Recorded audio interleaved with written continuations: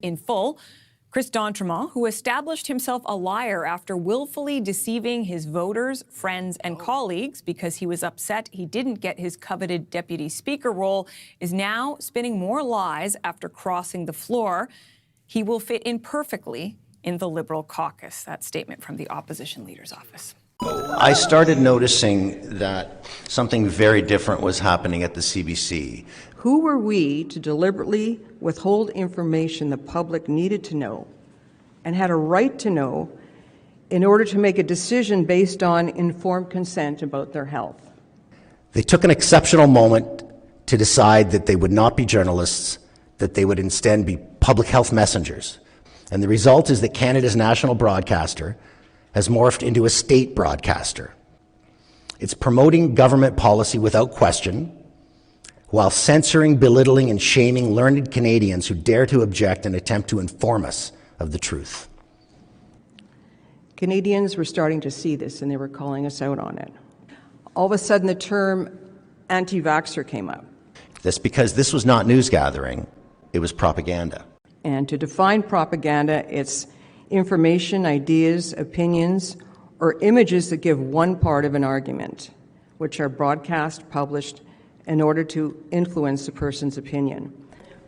Bad journalism is incompetence, but propaganda is a betrayal. We were clearly pushing propaganda.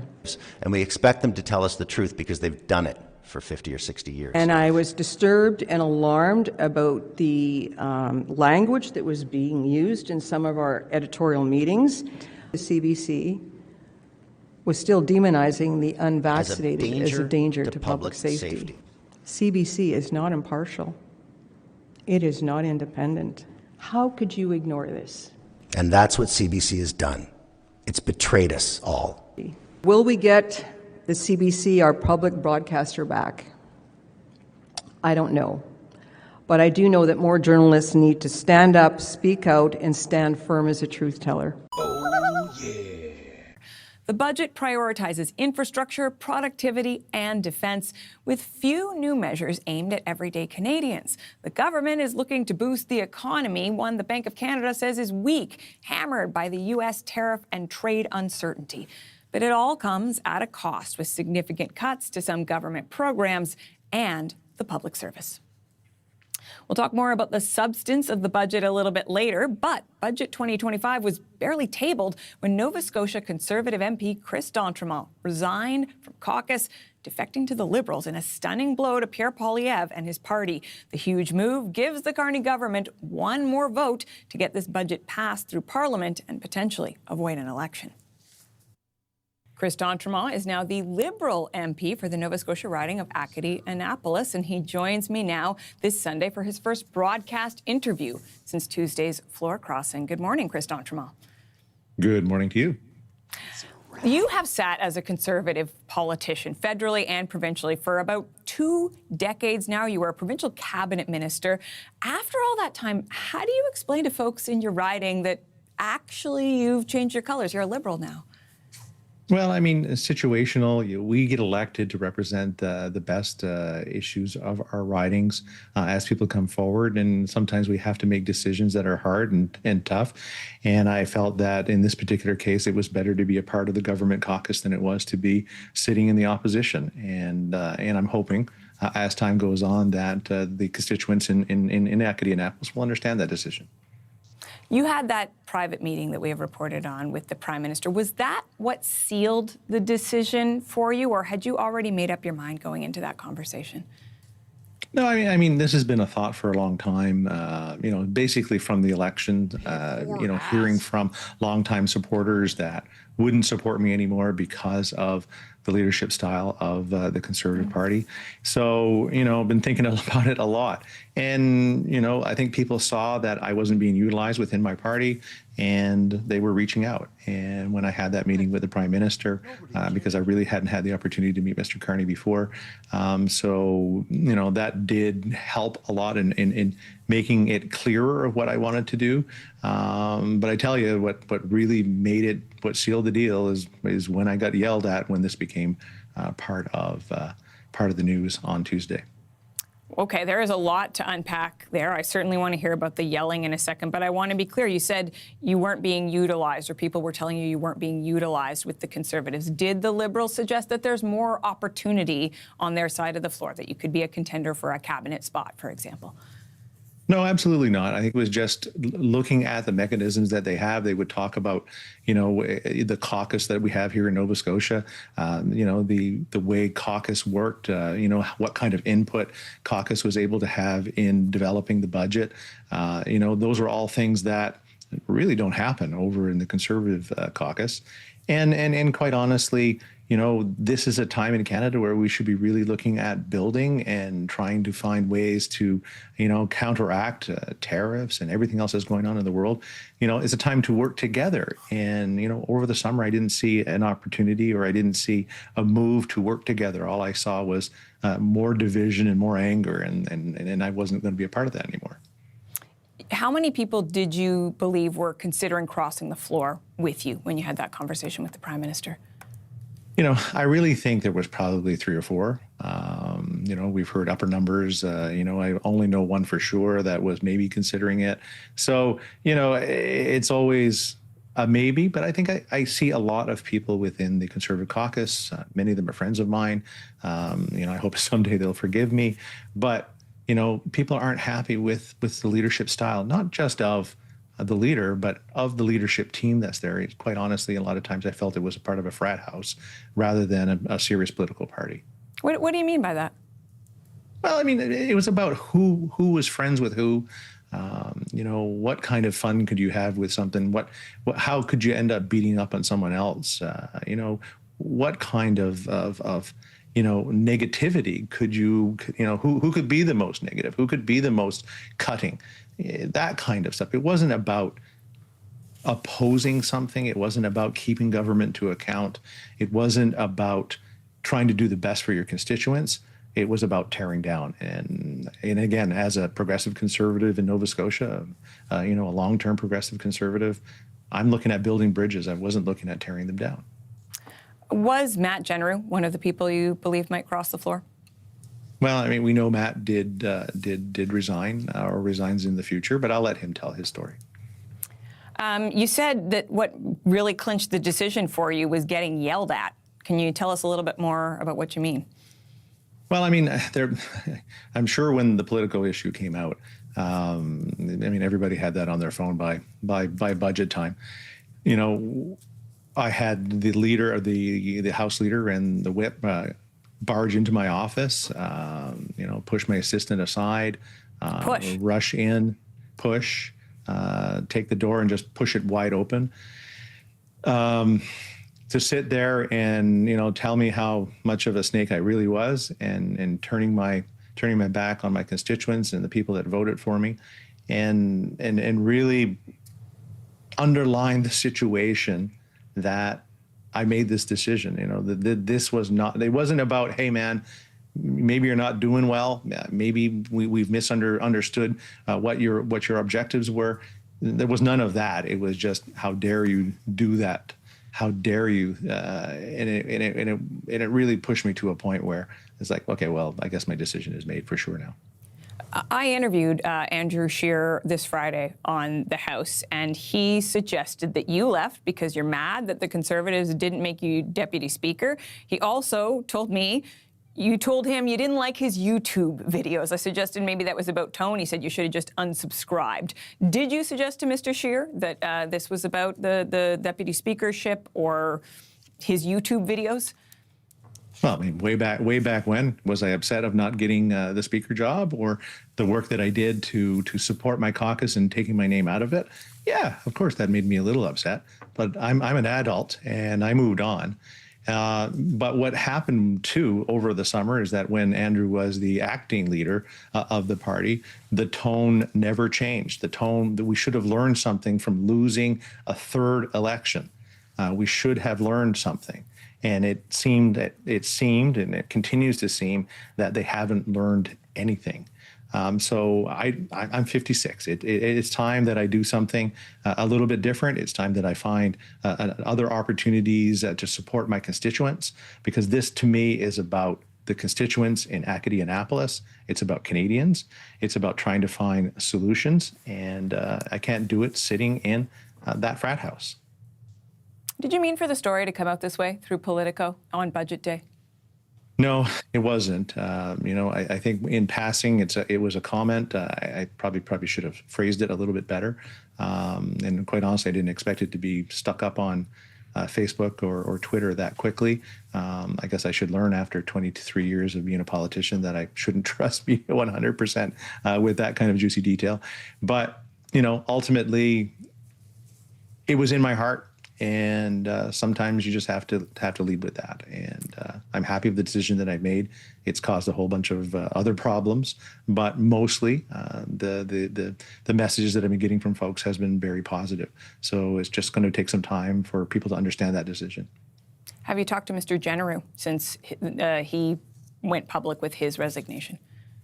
I did text him just to make sure he was okay. And, we're going to get together at some point to talk it over. But I'm gonna let him again, figure out what he's going to be doing and how he's going to be doing it and how he's going to tell his story later on. But I do wish him well. You have been pretty pointed about Mr. Poilievre's leadership style. Did you ever try to address that with him, your concerns? Yeah, no. Over the summer, I had a couple of opportunities to speak to the leader as he was doing his tour, I guess we can call it, on his research on what went right, what went wrong. I was also the chair of the Atlantic Caucus, and we had him in Halifax back in August. Had the opportunity to talk to him there. But as time goes on, it just really didn't seem anything was changing. And even if in some of those conversations, it did seem that he felt that he was going to be changing, or he understood that he might have to change his leadership style. I saw none of that in the fall session. You campaigned against the Liberals just 6 months ago, and now you might actually be key to handing them a majority government. How are you personally squaring those two things? It's hard in a way. I know what my positioning was during that election. People will say, well, I voted for you or the Conservatives or the platform or many different things. But I know that I did not really run on the Conservative platform. The platform that we had, did not address some of the things that we needed here. Fishing, of course, is always an important issue here. We tried to stay away from, pictures of the leader and all those things, because every single door, or many of those doors that we went to, it was, Chris, I can't vote for you this time because I don't like Pierre Poilievre. So we had to try to adapt our campaign style to be able to try to put that to a side and try to ignore some of those facts. But there's a number of things that I can attach to within the platform that the Liberals put out. Many times with my opponent, Ronnie LeBlanc, we agreed on the majority of the things. He was agreeing with my stuff. I was agreeing with his stuff. So ultimately, at the end of the day, we need to be able to enact things that are right for our ridings. And I still think this is the best avenue for that. Is it your intention to run as a Liberal in the next election, Chris d'Entremont? I'm not sure at this point, because quite honestly, I've been around for a long time. It was a 17-year career as a provincial politician. We're on the third election now federally, which was probably one more than I had expected to do. But again, we're in minority situation. We have parties that continue to struggle on getting that majority going. So, I like I said, I'm 56. I need to spend some time at home, maybe. So, we'll talk that over with the family when the time comes, and just see what the political fortunes are. Time. A week is a long time in politics in Canada. Listen, thank you for making the time for us this morning. I appreciate it, Chris d'Entremont. I appreciate it. Thank you so much.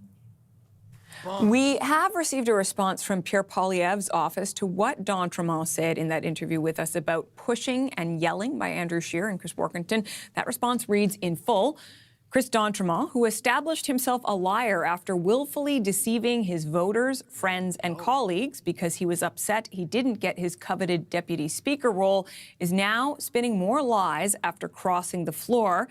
He will fit in perfectly in the Liberal caucus. That statement from the opposition leader's office. Well, the focus of this budget week I personally find it very confusing how any liberal voter, like, I'm sure you're naive, like, it's okay to be duped. I've been duped. I voted for Trudeau in 2015, believe it or not. So it was a big mistake. I wasn't watching or paying attention then, but I have been paying very close attention since 2023. And let me tell you, these guys don't care about your future. They want your money in their pockets, your future, your kids' future, your grandchildren's futures in their pockets. See what they're doing to Canada with immigration. See what they're doing with housing. Check out what they're doing with our health care. What is better than it was in 2015?